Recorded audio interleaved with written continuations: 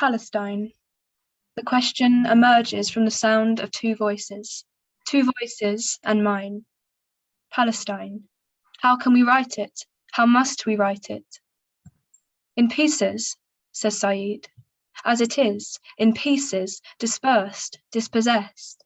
Palestine, as it is. We do not tell a consecutive story. This is our power, the power of our exile. We write within the essentially unconventional, within the hybrid and fragmentary. Palestine speaks within an alternative mode of expression, a mode of expression where the I that may have belonged to me has to give way, has to be somewhat malleable or open towards meaning. I will sometimes say we or our or even I, but mean someone entirely other than myself. I am only here to mediate, to find a within that shifts and in shifting finds expression. Listen. I never wanted to write about Palestine. I really dislike this relation about. By way of reply, I hear Saeed say, yes, ours has been too various and scattered a fate for that sort of correspondence. And from somewhere within my voice joins them. This is our act of interpretive translation. Join us, says Saeed, collaborate with us.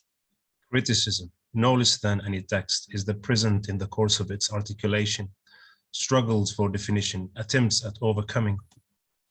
And so I write within, by allowing this conversation to unfold as it overcomes, as it fights for articulation through broken narratives, fragmentary compositions.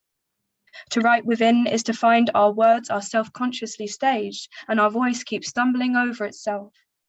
This is our precarious actuality. Palestine, in the voice of a Palestinian woman searching for a lost narrative. Palestine through the touch of a child lost in meaning. Palestine, here and within echoes, within dust, within the way the sun moves across the sand. Mirage. Our literature is the elusive, resistant reality it tries too often to represent.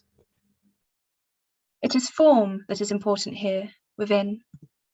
A form fit for present absentees, a form that cannot tell a consecutive story nor hold itself together without fraying around the edges.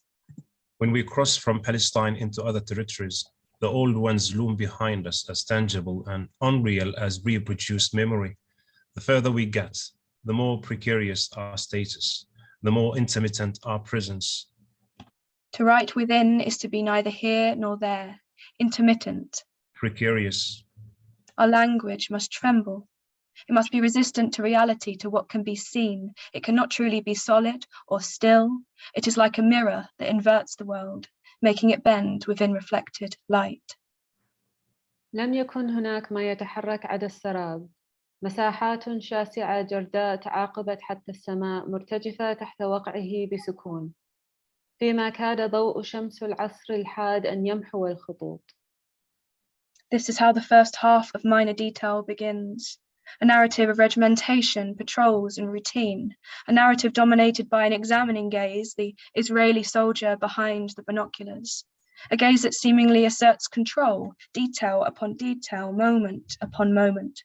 A gaze that asserts totality, that says, aside from shadows of thorny burnet and stones dotted upon the ground, عدا ذلك لا شيء على الإطلاق. Nothing. No, says Saeed. We linger, neither here nor there. We linger within the vanishing landscape, interrupting your totalizing gaze.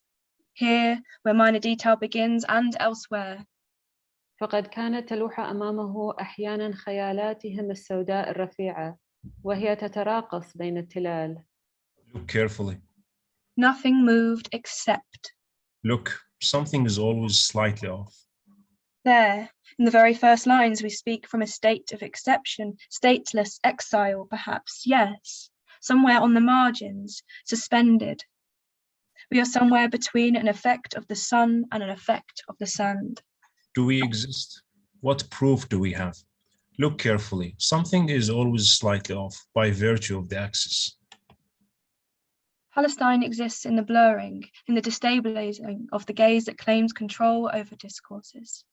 We make barren hills tremble so that we can no longer be barren by virtue of the excess, by virtue of our status as present absentees. Any outlines where you may seek totality, soldier, are blurred. Look carefully within. Shibli gives the narrative first to you, to dramatize your power to speak where Palestine cannot, and yet they do speak within you. They speak within the landscape you seek to eradicate them from. Look carefully within the mirage. We resist. It is there, within your tent. It blurs your vision when you try to eradicate the insects, when your habitual, precise patrol gives way to blackness, to loss of control.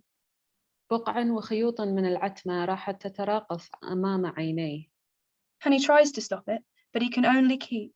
يرمش عينيه بكثافة. Shuttered vision. Intermittent. اختل توازنه وكاد يسقط. Precarious.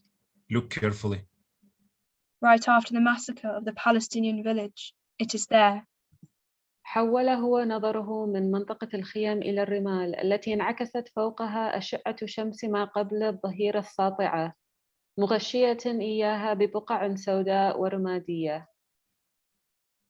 And then again, as we edge ever closer to the crime we are stumbling within, the girl's murder. خط عصفور أسود صغير السماء التي ما برحت تشتد زرقتها كلما ابتعدت الشمس عن حافة الأفق الرملي. And maybe this detail is merely minor, but within it, the sun moves and we can imagine its effect on the sand. We must imagine, perhaps, for focusing intently on the most minor detail might be السبيل الوحيد للوصول إلى الحقيقة إن لم تكن الدليل القاطع عليها. or something infinitely more beautiful than the definitive, something that only has meaning within the intermittent, within precarity that reflects light and distorts vision. Yes, look carefully, says Saeed. You may catch sight of a more fugitive, but ultimately equate beautifully representative and subtle sense of identity. It speaks in languages not yet fully formed, in settings not completely constituted, like the shy glance of a child. Dust. Whenever we try to narrate ourselves, we appear as dislocations. The child held her hands to the sun and تلألأت بنقاط وبخطوط من الذهب. it makes her hand delicate, transparent, yet it somehow matches the brown of her dress, the brown of the water tank that يقف على 4 أعمدة فيبدو من بعيد كنملة لا تتحرك أبداً. the gaze of the child is too caught in the mirage. Everywhere in touch, perception is slippery. Even in its extreme focus, its sensitivity, its gaze slips beyond the realms of reality. This is the world rendered so real that the real becomes decentered, dislocated. The most we can hope for is to find margins, normally neglected services and relatively isolated, irregularly placed spots on which to put ourselves. We must find ourselves by seeing through the given, to the way colors, sounds, movements, even words sprinkle. Like a fine powder through the air. We must speak through the given. Expressing things obliquely, so mysteriously as to puzzle even ourselves. We know as we retouch, as we see through the eyes of this child, that we are seeing a world that defies borders, a world where dreams of جسمها يصعد إلى السماء وهي تبقى تحت ببناية مهدمة تتحول إلى كرمة يابسة. are just as much a part of the mirage, the collage of dispersing reality, as the feeling of her hand. على حافة الشرفة ممسكة بإطارها الحديدي. Which, try as she might, cannot make the world stop spinning, or her hand hovering. على وجه المياه. Watching tadpoles swim within her shadow, only to find that فقد قدرته على التمييز. and disappeared, before she could know, before she could stop the cigarette smoke. الذي التف حول الأصابع واستمر بالصعود ثم الانتشار. To speak within is to use a language that rises up and disperses, a language of dust. dust that gathers in the form of textures, patterns, and repetitions, all dispersed across the land of the past and the impossible future. A language that demands ongoing decipherment and not fixed interpretation. A language like a simile that sees through a green velvet prayer rug to the trace of the wind, the sun. بالاتجاه نفسه لحركة الغيم تتحرك المليون عشية أو أكثر. نعومة شعر البحر الأخضر بنعومة شعر الشمس لحظة ينسدل من بين الغيوم. آثارها باقية، تتابع على طول السجادة حتى نهاية حقل العشب المخملي بعد حركة الأم والريح. The gaze of Palestine is one that finds unexpected beauty, even within the trauma and grief of dispersal and dispossession. Even when the shadow of our hand is not quite ours, we see it dance within the mirage of the world, and we know that this language of the within, is ours. Palestinian existences form a counterpoint, if not a cacophony of multiple, almost desperate dramas, which each of us is aware of as occurring simultaneously. The oddness of these excesses and asymmetries seem to symbolize our exile. To write within is to continually shift beyond any bounds, to find my words shifting and sparkling in the sun along with Shibli's, to find clarity in Saeed. The language within Palestine is endlessly open toward meaning. This is a language that requires a decentered approach. A language in transit. To be open towards is to defy enclosure, the erasure of what happens when we write Palestine. Palestine is not closed, says Shibli. Writing Palestine means knowing how not to deny a continuity elsewhere. Echo. Repeating prevents us from disappearing. There are sounds within that come from elsewhere, sounds that challenge linearity. كما لو أن الوقت راح يرجع أدراجه بدل أن يتقدم. All progress is impossible. For this moment does not happen securely, singularly. It is as if the activity of repeating prevents us and others from overlooking us entirely. It is as if we speak within a language of echoes. Echoes. They derail you repeatedly, soldier. Just like the mirage that blurs your vision, these echoes get between your tires and follow after you, completely obscuring the view there as you patrol and patrol. ثم أخرى فأخرى. Echoes like storms and dust clouds that seem intent on chasing you. العتمة التي انبثقت من بين طياتها، أصوات عويل بعيدة طوقته من جميع الجهات. من خلف التلال تتردد وبوتيرة أعلى من ذي قبل. Echoes, a resistance to linearity, to straight paths from here to there, then to now, him to her, minor detail to touch. الأصوات التي تقتحم أذنيها لا تغادر، فتتراكم فوق بعضها البعض. تزحف إليها عبر ثقب الباب، بين ومن كل مكان.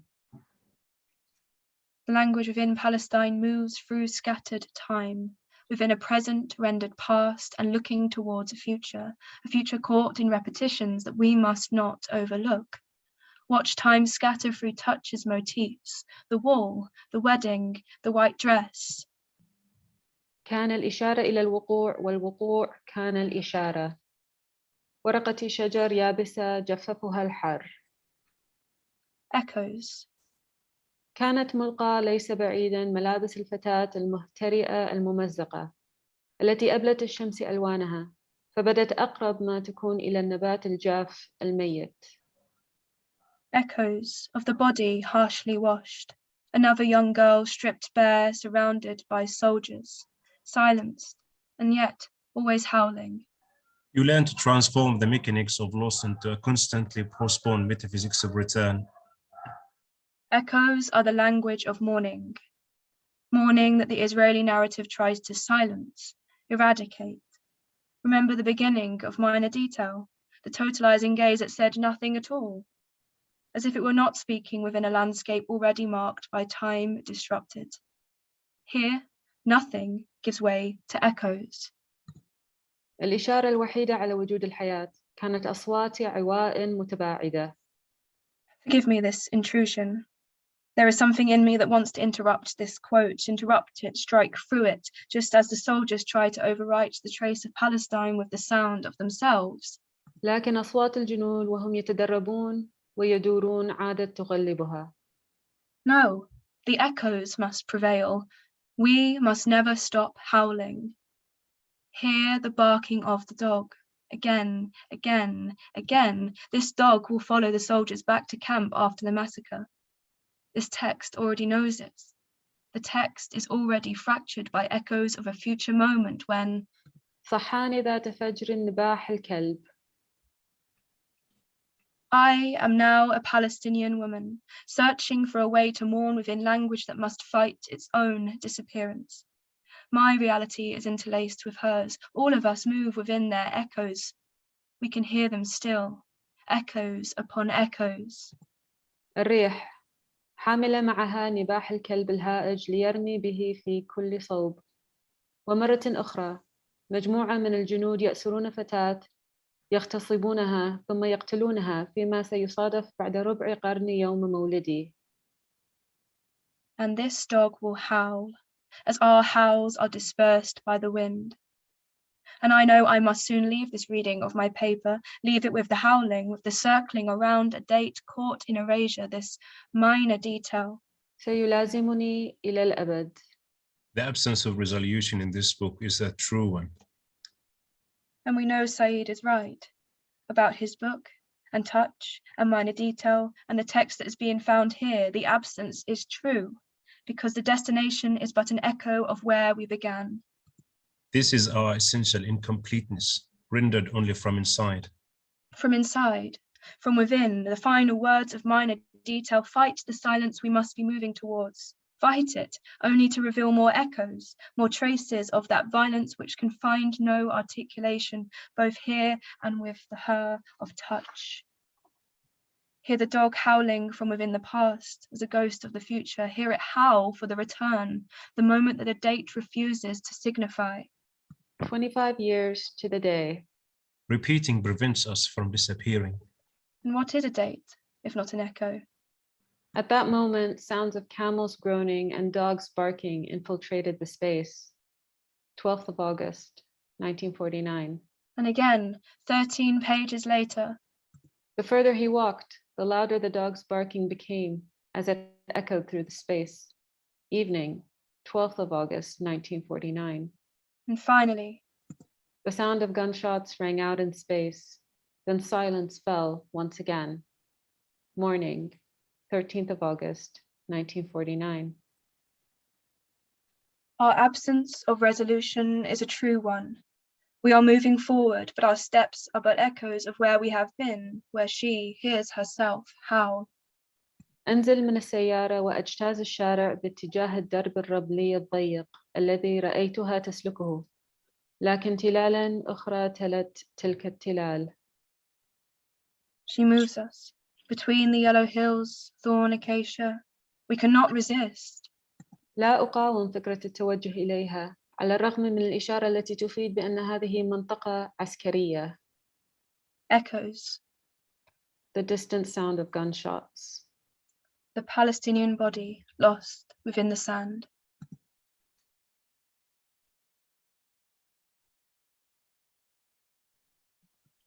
Silence. We write in a language not yet fully formed. If we left the echoes there, we would be giving way to a narrative of silence. A silence that renders the second half of minor detail always and already derailed by the first, overtaken by its violence, its trauma, unable to overcome its howling. And perhaps in a way, this is what Shibli knew he would do. Are both novels not about inarticulation, the limits of language under oppression? And yet, Said tells us echoes cannot be overlooked. The echoes are a sign of language that can bear witness by virtue of its incoherency, its temporal discontinuity. The echoes speak from within linguistic burial, within silence. Echoes silences free language from performing the role of pure expression in feeding the discourse of the powerful. Silence, just as much as echoes or the mirage, tells us to look carefully. Palestine is a place of re-excavations and reinterpretations. If we are to be dislocations in their discourse, then let us read this dislocation as a power to distort, even as we are distorted. To be on the inside is to speak from, be in a situation which paradoxically you do not control. Let us see time unstuck in the final pages as a resistance to the blindness of linearity. Let us see the bullet casing in her hand before she is hit, before the sound of distant guns reaches us. To write within is to see the Israeli narrative impeded by the trace of Palestine's, to let the sand dance illusions upon the sun.